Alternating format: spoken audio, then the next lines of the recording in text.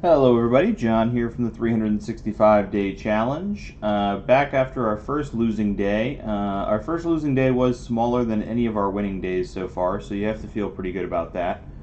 But honestly, I did not play very many exciting hands yesterday, so I'm going to go over two, and then I've got a thought experiment that was based on a hand that I played 2 days ago. Just that I thought might be interesting for anybody that happens to watch this. So, the first hand is just a hand we played yesterday. We got the 4-5 offsuit on the button, and we are in a Hold'em bomb pot. There's only, like, some of the tables have PLO bomb pots, some of them have Hold'em ones. So this one is a Hold'em one. So it's two boards, but you just get two cards.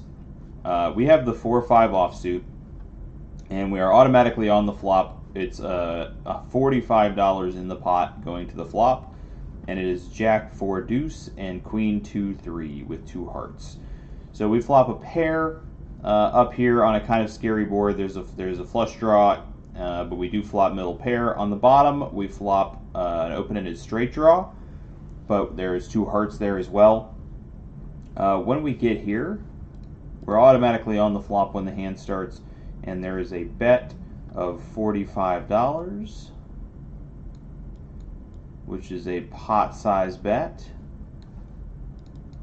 Oh, this guy's going to end up folding, but it folds to 7, who calls the 45, and then we call the 45. Now, I'll talk about this. I'm not great with the Hold'em bomb pots yet. I've gotten pretty used to the PLO bomb pots because that's what they play in Lubbock as well. I think maybe this is just a fold. Like, even if I get there with my 6 or ace down here, a heart can come as well. The board can pair as well. Even if the 6 version comes, there's going to be redraws. But we are playing the Hold'em version where it's a lot harder to make hands. In the PLO one, you're really trying to look for like nutted hands on both boards. But in the Hold'em one, sometimes it's just like a pair wins the top and a pair wins the bottom. So I'm not 100% sure if I like this call of 45. I do have ways to win both boards. Like if it just comes like 4-6, then I'm looking pretty good. But I mean, that's drawing pretty thin. And there are flush draws on both boards, which is a little scary. So I'm not sure if I love my call of 45 here, if I'm honest. I think maybe I can just fold here and see another hand. I mean, I'm only out $5 in this hand. But this is, as it is, we go ahead and call, and we get some kind of interesting turn cards. We get the 5 of diamonds up here, and then we get a 9 down here. I did not write the suit for the 9, but it was not hearts. So now we improve to 2 pair on the top board, which is pretty strong. I mean, in the Hold'em bomb pots, you feel pretty good about 2 pair for sure. And then down here, the most important thing down here is that we don't lose the ability to make the nuts. So when we hit our ace or 6, we're still looking very good on this board. This card doesn't affect that. So this is pretty strong. Our hands improved a fair bit from these 2 turns. We get a bet of, it was pot. No, it was not pot because he was all in. He bets $150. It was actually like 150 something, but he bets about $150, and this person calls. So I don't think we have much choice but to call behind here. We can still make the nuts on the bottom board, and there's a decent chance we're ahead here. One thing to remember in the bomb pots is it's possible that other people are on different boards from you, and that's the interesting part. Like, what if this guy has pocket queens and this guy has pocket nines? Then, like, we're drawing pretty thin down here. I mean, we're just drawing to our straight draw, which is what we were always drawing to. But, like, they both have monsters down here, but neither one of them is beating us here. So it's interesting trying to figure out where people are at on the boards. But I think this is a pretty reasonable spot for a call. We go for it, and there's 630 in the pot going to the river. And the river is a king. It's not of spades. And down here, a deuce that does not complete a flush draw. So bad rivers for us, really. We don't improve our 4-5, but we still have our 2-pair up here. And then down here on the bottom, we just brick out. So we have no chance of winning the bottom board. And the top board, we're not exactly undefeatable with 2-pair 5s and 4s.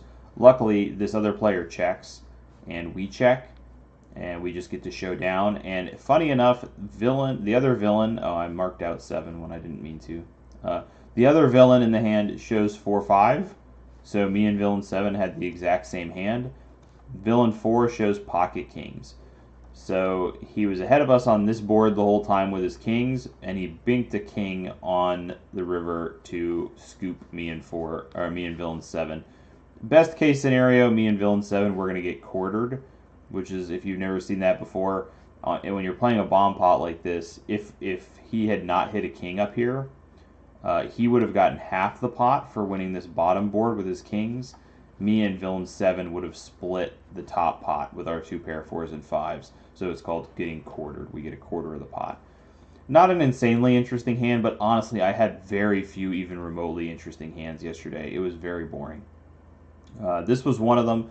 The other one I'm going to show you is kind of an interesting one, but there was nothing super exciting about yesterday's session. I mostly just got pocket 7s, called a raise, the flop came king jack 4, and then I folded. That was the vast majority of the session was hands like that. So this was the first big one that we lost, though. We lose a few hundred here with our 4-5. And then we go on to 6-8 of diamonds on the button. This is the kind of hand history you're going to see an awful lot from me in this challenge. I love playing hands like this in position against what I would generally assume are mediocre players. So we get a raise from under the gun +1. He raises to 12. There are 4 calls.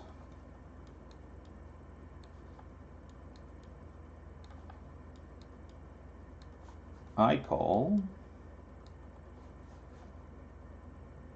Oh man, I keep mislisting things. One of these guys is the small blind.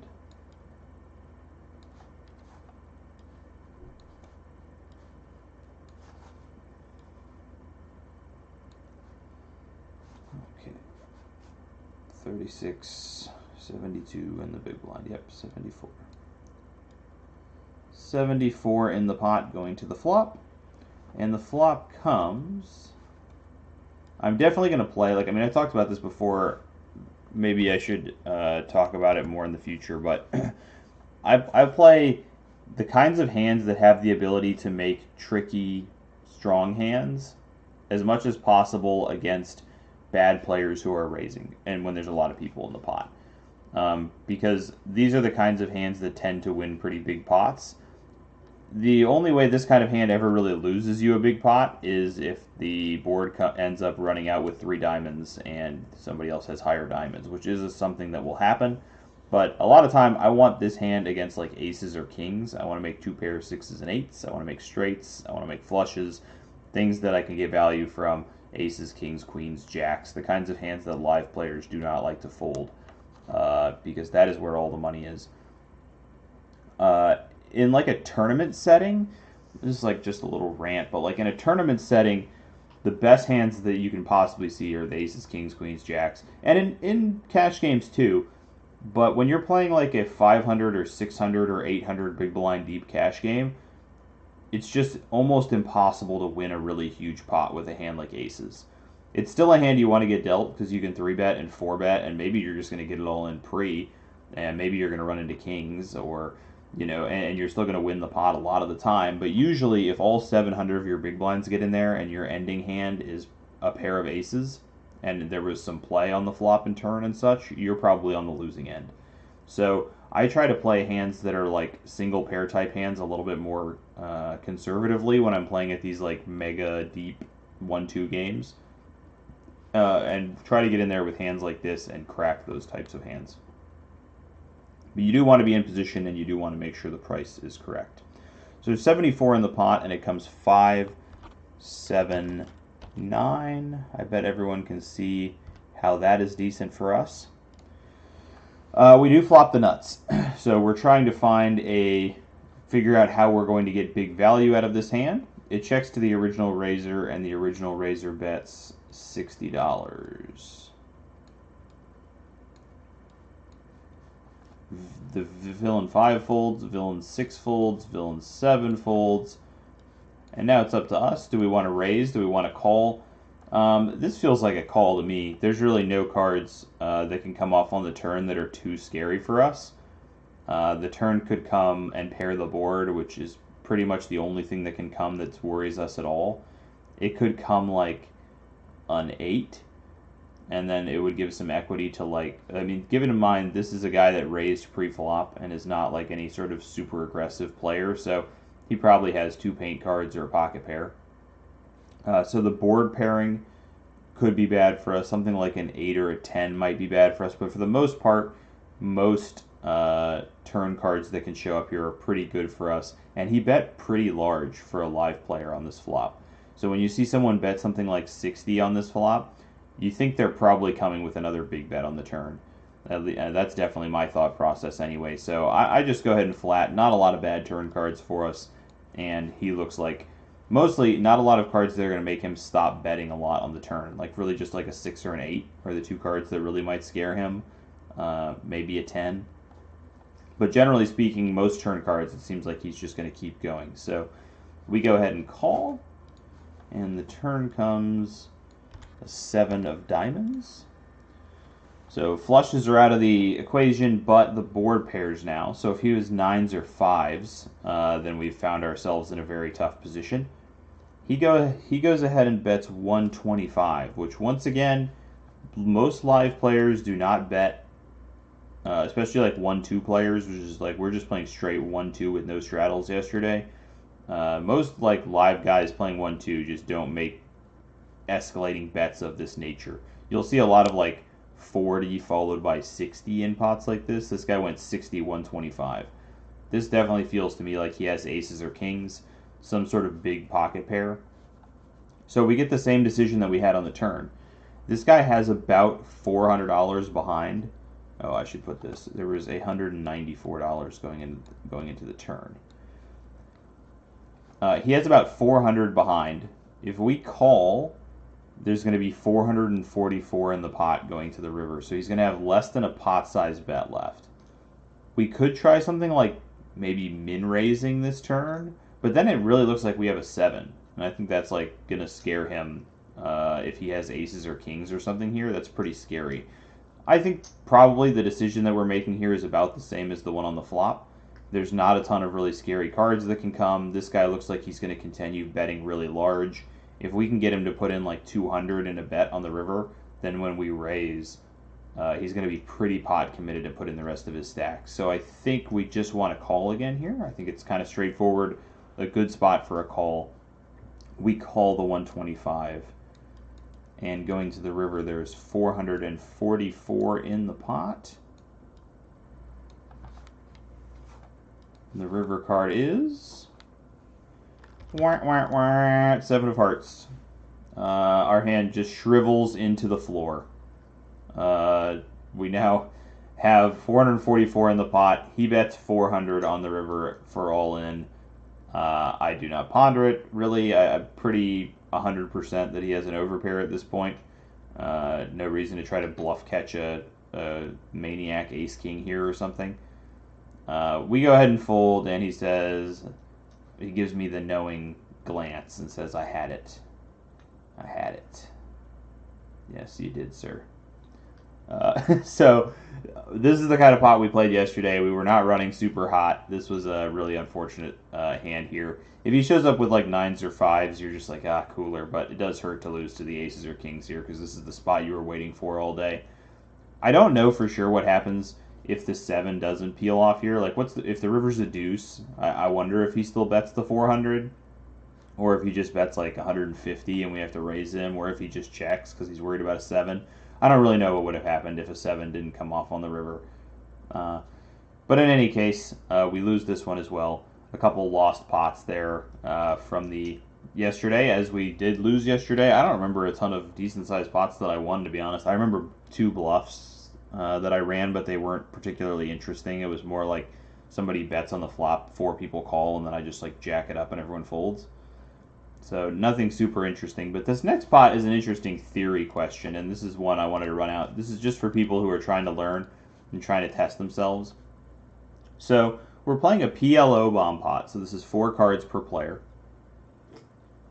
When it goes to the flop, there's $135 in the pot, and these are the 2 boards.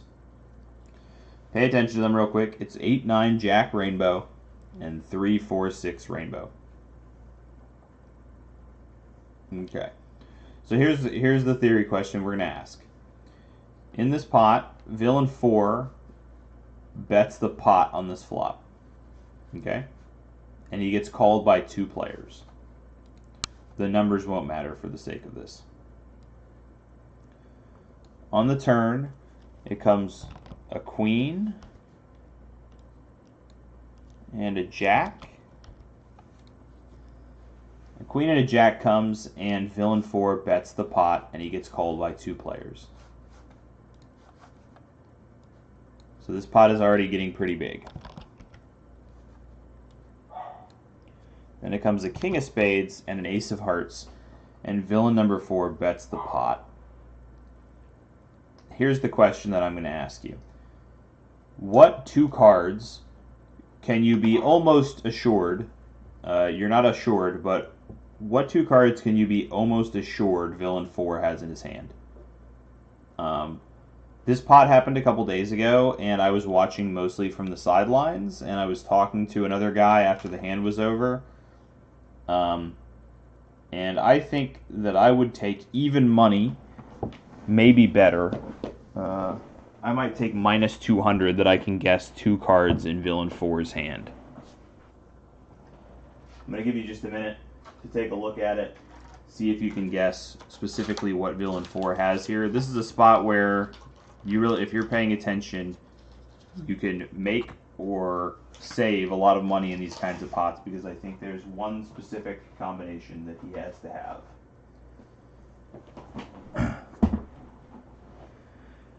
Okay, so let's talk about, if you've taken a second to imagine which ones he might have. The 2 cards that I think you can pretty much guarantee yourself that villain 4 has in his hand, and this is mostly for like kind of beginning to middling players. I'm sure if you're a half pro poker player, you probably got this right. The 2 cards you can pretty much guarantee are in his hand is 5-7. And that's because when you look at these 2 boards, if you bet the pot on this flop, when this turn comes, the kind of hands that want to bet the pot on this flop are like 5-7, maybe 5 deuce, Queen 10, maybe 10-7, right? Then the turn comes out. What kind of hand wants to bet pot on the turn? 5 deuce and 5-7, because the jack doesn't affect this board at all. The queen, on the other hand, on this board affects it pretty heavily. You still might want to bet Queen 10 as a pot here, but now King 10 is a better hand. So this hand is improved. You're a little bit more scared if you have the 10-7 after the queen comes out here. There's now like a lot of different stuff that gets in your way or chops with you. On the river, the ace comes down here. 5-7 and 5 deuce pretty much remain the nuts. And the king comes out on the top and makes it so that an even different kind of hand has improved over here. So you could have Queen 10. I think Queen 10 is bettable, but on the turn, I think Queen 10 has to be a little scared in a PLO bomb pot against multiple opponents, and then I think it definitely has to continue to be scared as things run out here. So could they have something like Queen 10 if you're playing against a bad enough player or a mediocre player? Yeah, they definitely could. But I think the 2 cards you can almost assure yourself are in his hand are 5-7. There's some off-chance possibility it's 5 deuce, but 5-7 I think is the hand you can basically guaranteed give him. Now, when this pot actually played, this was a real hand, and when this pot actually played, I folded 5 deuce on the turn. I was one of the players that came along, and I folded 5 deuce on this turn here, and that's what I was discussing with someone else at the table. I showed him my hand real quick when I was folding, and he said, after the hand was over, he took me aside. He's like, "How do you fold 5 deuce there? There's no way." And That's the theory lesson that I just gave you is pretty much the theory lesson I gave him, is this board is getting continually more scary, and our villain is not worried about that, seemingly. He's just instantly potting on this board is unchanging, so it's common that the same person would be able to pot this board on every street, where this board, like I say, I think most people when they're playing a full ring PLO game are pretty scared of the nuts, and hands that were the nuts here are no longer the nuts on the turn in the river. So yeah, just a little theory lesson, and it's just something to think about when you're paying attention to hands like this. So a super uninteresting day of hands, if I'm honest, guys. I hope we have some better ones today. But that's all for me today. I'll be heading in for the week, day 7, pretty soon here. So talk to you guys soon.